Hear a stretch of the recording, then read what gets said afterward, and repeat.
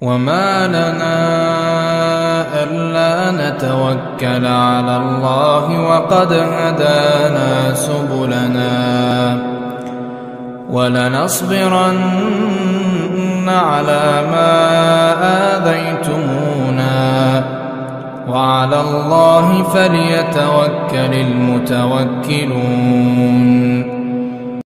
Nah, ini kita lihat contohnya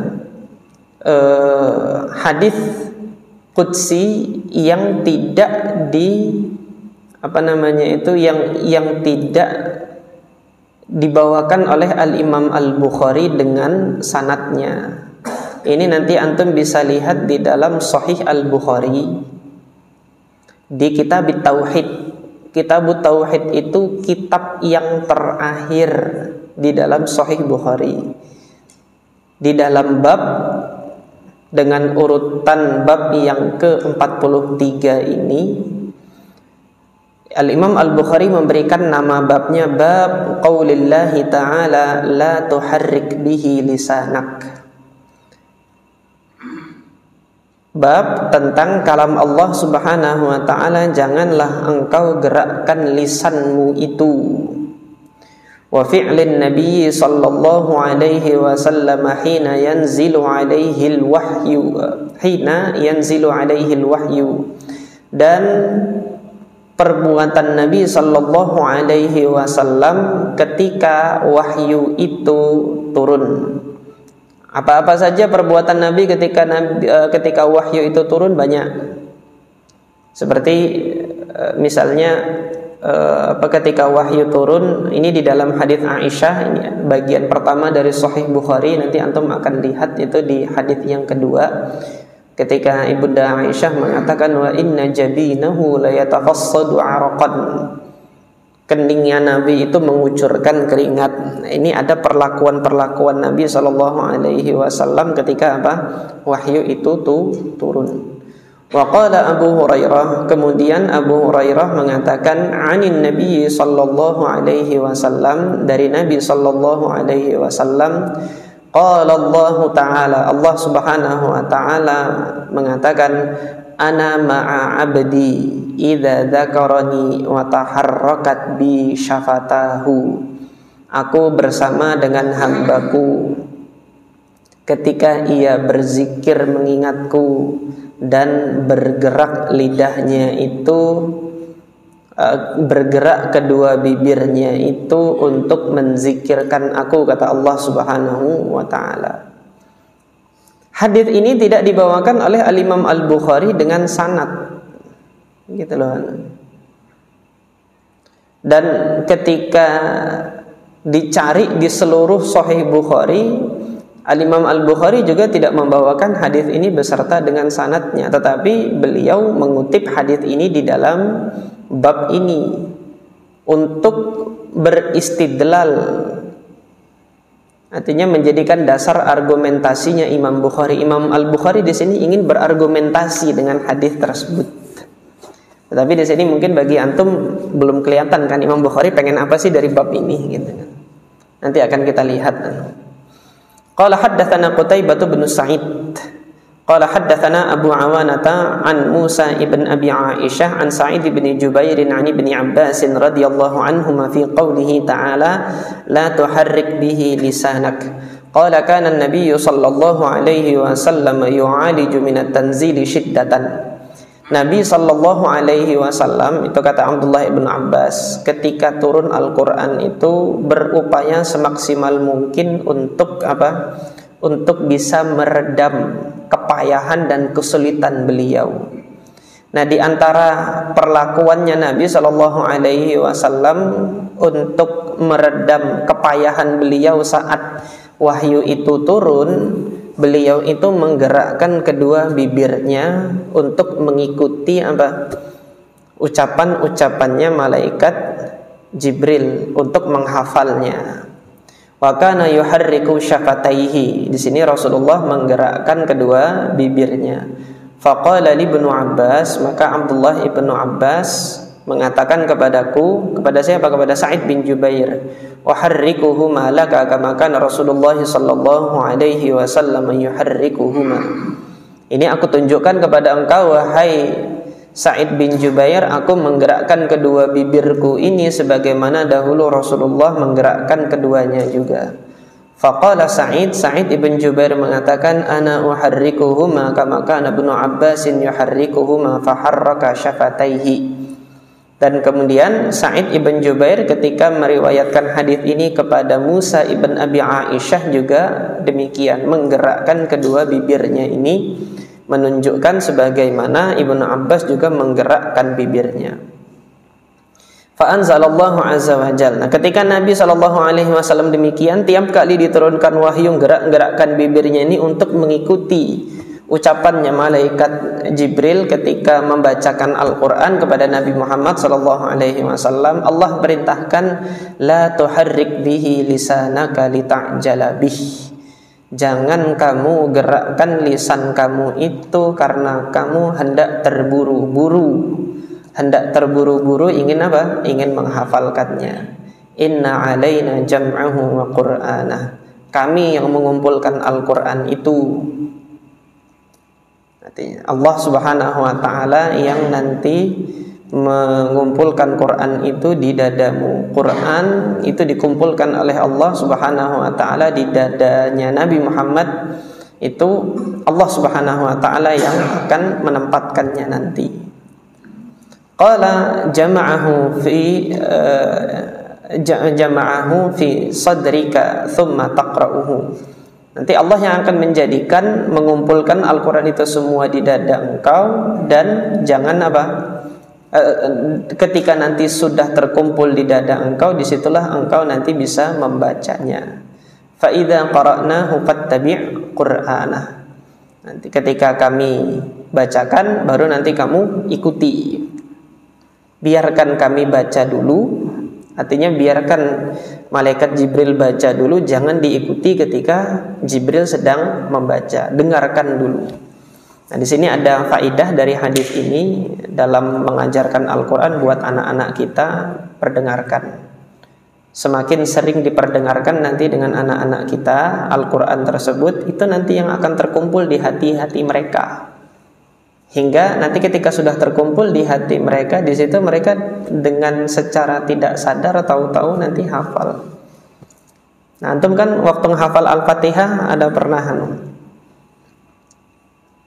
belajar bacanya dari Bismillahirrahmanirrahim. Taunya kan dari dengar.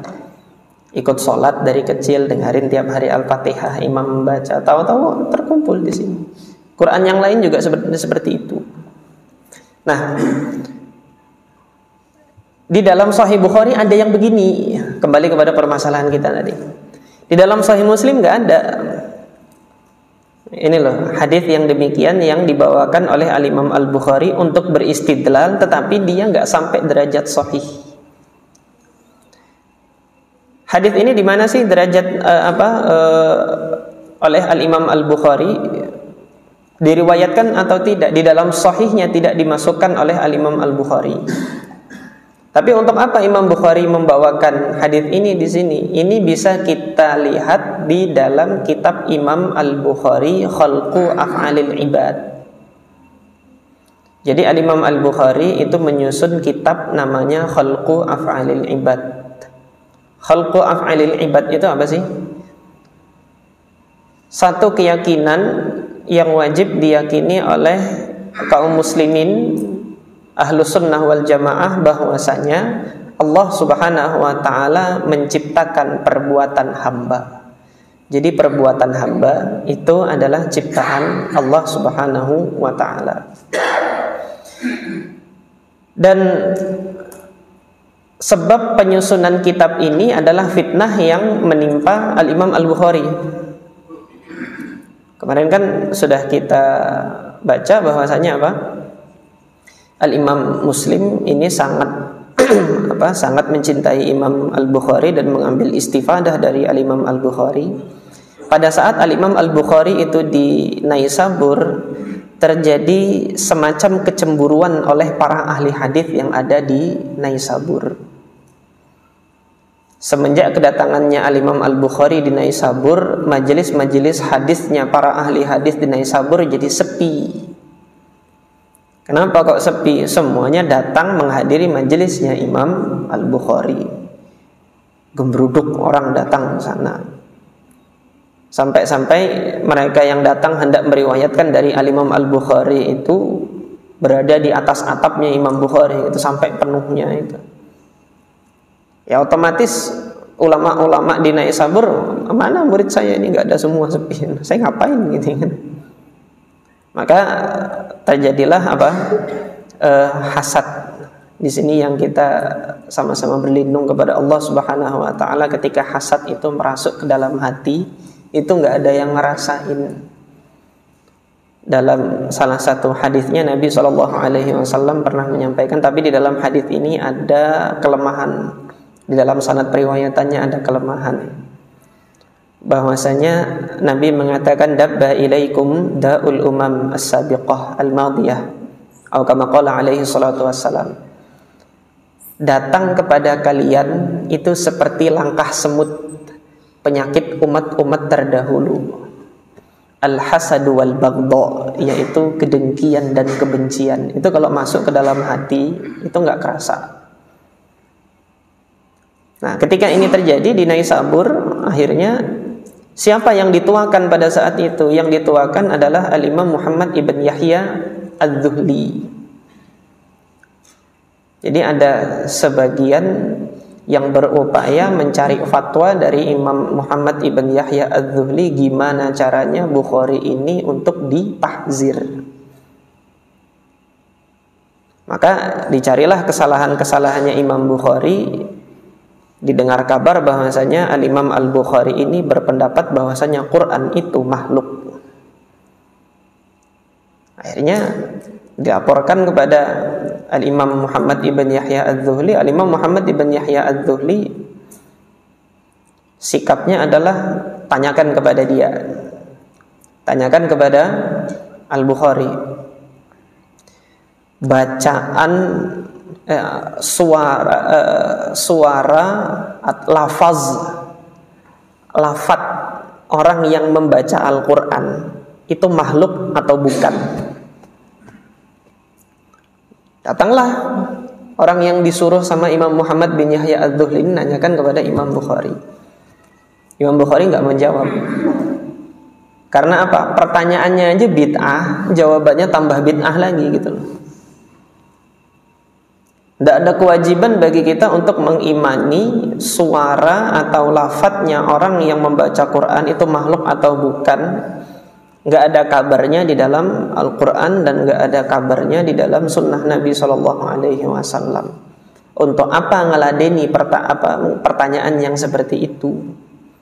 Kalaupun dijawab, akankah seseorang itu nanti mendapatkan kemuliaan di sisi Allah Azza wa Jalla atau tidak? Tidak ada. Tidak ada manfaatnya. Nggak mau dijawab sama Imam Bukhari. Datang lagi kedua kalinya ditanya yang demikian, nggak mau dijawab. Al-Imam Al-Bukhari hanya menjawab Al-Quran kalamullah ghairu makhluk. Quran itu adalah kalam Allah dan dia bukan makhluk. Adapun af'alul ibad, adapun perbuatan hamba adalah makhluk Allah. Allah yang menciptakan perbuatan hamba. Allah yang menciptakan perbuatan hamba. Setelah itu dilaporkan sama Imam Muhammad bin Yahya Az-Zuhli. Ini Bukhari mengatakan lafaz Al-Quran itu makhluk. Udah tahzir. Ditahzir akhirnya. Nggak boleh ada yang datang ke majelisnya Bukhari. Bubar semua. Ada yang datang ke majelisnya Imam Bukhari kecuali beberapa orang yang saya ketahui riwayatnya sisa 2 orang saja yang masih datang ke majelisnya Imam Bukhari. Salah satunya adalah Imam Muslim.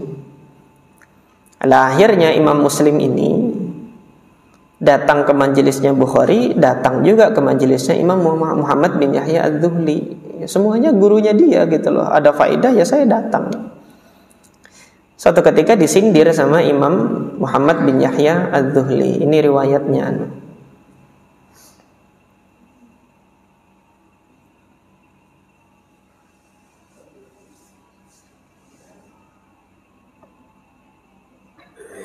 Nggak saya bawakan di sini. Afwan, nggak saya bawakan di sini. Ada di dalam Tarikh Baghdad kisahnya. Akhirnya apa? Al-Imam Muslim Ibnul Hajjaj An-Naisaburi ketika di majelisnya Imam Muhammad bin Yahya Az-Zuhli, oleh Imam Az-Zuhli disindir. Yang masih datang ke majelisnya Bukhari nggak boleh datang ke majelis saya. Imam Muhammad bin Yahya Az-Zuhli nggak ngomong Muslim, nggak ngomong Muslim, tapi nyindir. Yang masih datang ke majelisnya Bukhari jangan datang ke majelis saya. Berdiri Imam Muslim, itu berarti saya itu. Berdiri beliau keluar. Semua hadis-hadisnya Imam Muhammad bin Yahya Az-Zuhli, catatan-catatannya itu dikumpulkan, ditaruh di atas keledai, dikirimkan ke rumahnya Imam Muhammad bin Yahya Az-Zuhli. Saya nggak butuh hadis antum. Makanya sampai sekarang antum melihat di dalam Sahih Muslim nggak ada riwayatnya Imam Muhammad bin Yahya Az-Zuhli. Adapun di dalam Sahih Bukhari masih ada. Imam Bukhari masih meriwayatkan karena Imam Muhammad bin Yahya Az-Zuhli ini gurunya Imam Muslim, gurunya Imam Bukhari. Tuh antum lihat di masa itu seperti itu. Kalau di masa sekarang ada yang jangan heran, di masa itu pernah terjadi yang demikian. Nah, maka Al-Imam Al-Bukhari menuliskan kitab Khalqu Af'alil Ibad.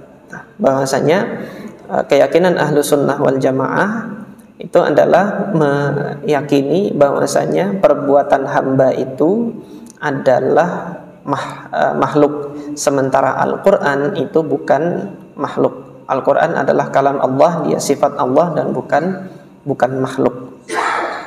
Adapun lafaz orang yang membaca Al-Quran makhluk atau bukan, diem,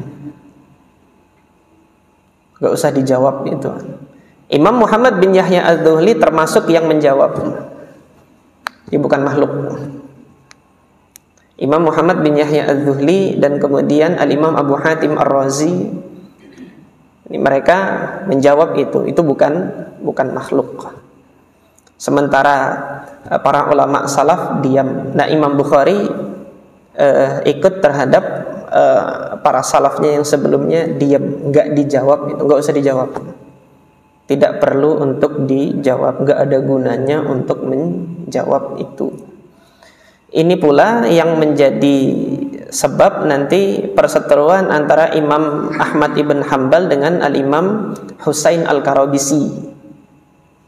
Al-Imam Al-Husain Al-Karabisi ini beliaulah peletak dasar kaidah-kaidah di dalam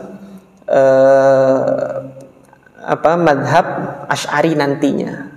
Karena Imam Abul Hasan Al-Asy'ari itu mengambil kaidah-kaidahnya dari Al-Imam Husain Al-Karabisi. Imam Husain Al-Karabisi ini muridnya Imam Syafi'i, faqih, ahli fikih dan periwayat fikih Syafi'i fil qadim. Ketika itu beliau ditanya oleh seseorang, lafadznya orang yang membaca Al-Quran itu makhluk atau bukan? Makhluk, kata beliau. Dilaporkan sama Imam Ahmad. Imam Ahmad bilang apa? Hadhihi bid'ah, ini bid'ah. Balik lagi ke Imam Husain. Kata Imam Ahmad bin Hanbal, pernyataan antum bahwasanya lafaz bacaan orang yang membaca Al-Quran itu makhluk, itu bid'ah gitu kan. Ya sudah, kalau begitu aku berpendapat dia bukan makhluk. Datang lagi ke Imam Ahmad, Husain mencabut pernyataannya. Dia katakan bukan makhluk, sudah nggak mengatakan makhluk lagi. Apa kata Imam Ahmad? Hadhihi bid'atun aidan, ini juga bid'ah.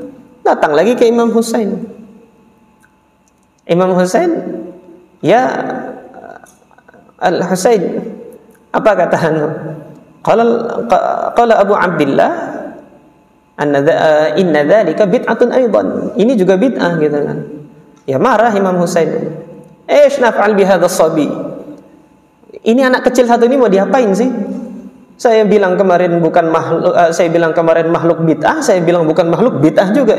Mau apa dia itu? Didengar oleh murid-muridnya Imam Ahmad bin Hambal. Husain bilang Imam Ahmad ini anak kecil gini kan. Akhirnya para Hanabilah pada masa itu berseteru dengan Imam Husain Al-Karabisi.